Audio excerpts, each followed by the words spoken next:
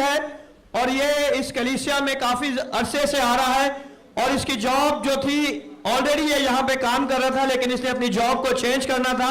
और खुदावन ने मुमकिन किया और इसकी सोचों से बढ़ के खुदावन ने इसे जॉब दी और इसके सारे वीजे का बंदोबस्त किया। यीशु के नाम को जला देने के लिए जोरदार तालियां बजाएं, क्योंकि खुदावन ही हमारी हर जरूरत को पूरा कर सकता है।